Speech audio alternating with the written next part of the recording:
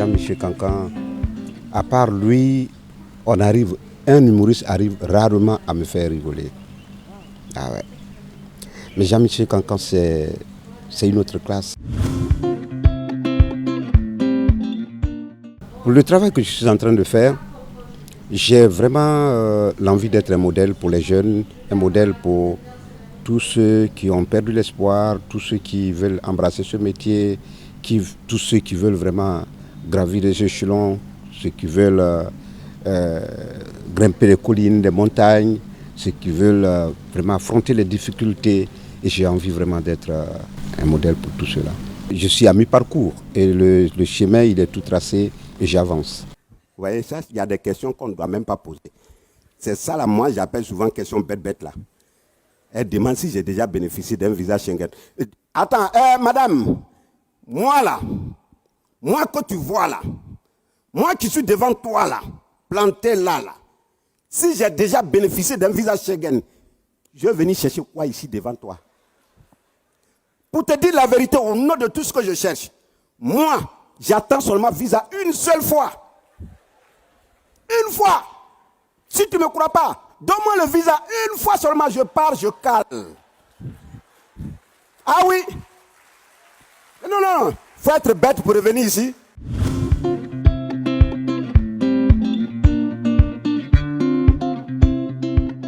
Vous savez, ici, tout le monde fait de l'humour en Côte d'Ivoire. En Côte d'Ivoire, l'Ivoirien est reconnu par son côté humour de la chose, de la vie. L'Ivoirien, dans les difficultés, il rit de sa difficulté. Il rit de ses problèmes. Entre ethnies en Côte d'Ivoire, on se taquine, on rit. On se raconte des petites histoires et on rit. Ça veut dire que depuis le bas âge, nous on est un peu dans l'humour, mais pas professionnel. Et c'est maintenant qu'on en fait un métier. Sinon, je suis un comédien de théâtre, je suis un comédien de planche. J'ai appris le théâtre avec les grands maîtres.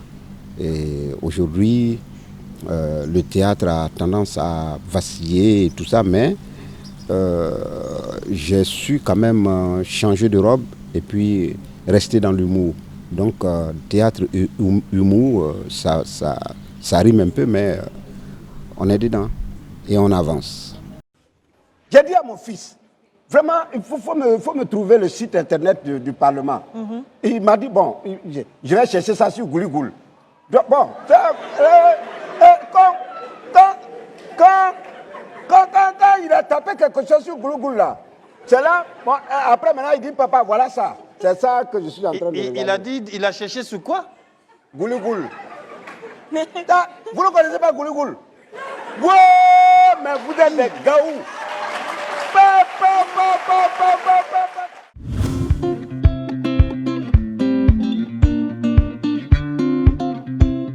Introverti, c'est un peu loin de la timidité. Parce que le timide, c'est quelqu'un qui n'ose pas s'approcher des autres, qui n'ose pas, qui a peur de prendre la parole devant les autres, qui a peur de placer quelques mots au risque de vexer certaines personnes. Est-ce que je suis bien portant? Est-ce que je suis à même de parler devant cette personne? Est-ce que physiquement je peux tenir devant la personne? Est-ce que je suis... j'ai la morphologie de quelqu'un qui peut s'arrêter devant cette personne pour parler. Il y a tout ça. Et quand je vais parler, qu'est-ce que les gens vont dire? C'est différent de celui qui a beaucoup de choses dans son ventre et qui n'a pas envie d'extérioriser ça, qui n'a pas envie de partager ça avec d'autres personnes. Moi, je ne suis pas de la deuxième génération là. Non, je suis timide. Il y en a qui me voient, qui font tout de suite un rapport avec ce qui se passe à la télé. Le personnage à la télé, c'est foncièrement différent de ce que je suis dans la réalité. À la télé, je suis l'acteur. À la télé, je fais mon boulot. À la télé, je veux paraître, je veux convaincre le téléspectateur du métier que je suis en train de faire. À la télé, il y a un message que je suis en train de passer. Quand vous regardez les meilleurs hommes de scène, ils sont timides.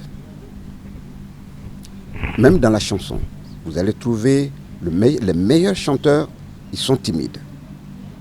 Dans la vie artistique, les meilleurs sont timides. Parce que moi, je suis très calme de nature aussi. Hein. Je suis très calme. Voilà, je suis très calme. J'aime pas dépenser mon énergie inutilement. Je préfère garder cette énergie. Et quand je me retrouve devant les caméras, je me retrouve par exemple sur une scène de théâtre, que je mette vraiment cette énergie-là au profit pour les téléspectateurs ou les spectateurs qui sont venus voir cet art vivant.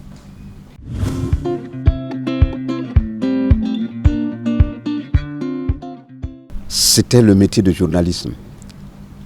Ah oui, c'est un métier que j'adorais beaucoup et je me disais que un jour, si vraiment Dieu exauçait ma prière et ma volonté, c'est un métier que j'aimerais quand même pratiquer dans le futur.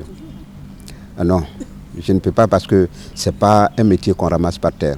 Le métier de journalisme, c'est un métier de préparation, c'est un métier d'intellectuel, c'est un métier de beaucoup de recherche. Et étant donné que, disons, intellectuellement, je ne suis pas trop avancé, et j'ai quand même une petite limite. Donc là, c'est difficile. Il faut respecter le métier de journalisme. Si j'avais atteint un seuil, c'est-à-dire l'endroit où j'avais l'envie vraiment d'atteindre avant d'apprendre ce métier, si j'avais fait l'université, j'allais m'orienter vers le journalisme, mais malheureusement, je ne suis pas arrivé à ça. Donc le projet est tombé à l'eau, mais je crois que ce n'est pas perdu avec ce que je suis en train de faire. C'est le même métier de communication, c'est le même métier de formateur d'esprit et je crois que ce n'est pas perdu.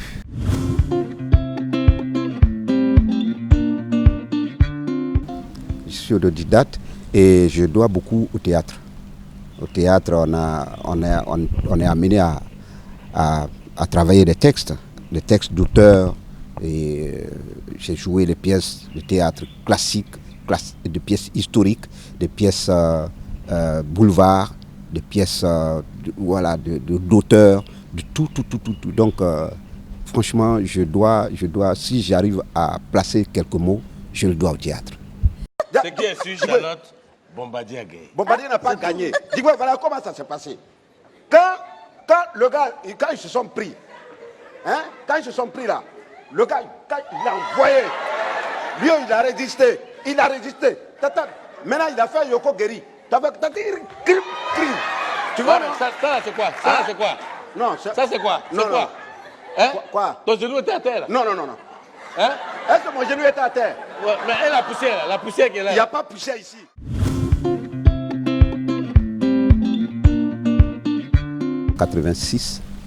En 1986, à Gagnoa, dans ma région, où il y avait une troupe de théâtre qu'on appelait le fromager de théâtre de Gagnoa, où on m'a donné un rôle, c'est-à-dire le second rôle, et que j'ai campé avec brio. Et c'était la première fois qu'on m'applaudissait en salle. Et quand je suis sorti de là, j'ai pas mangé, j'ai pas bu de l'eau, j'ai pas dormi toute la nuit jusqu'au matin. Tellement je me sentais à l'aise, tellement j'étais fier de ce que je venais de faire. Et je me disais que c'était quand même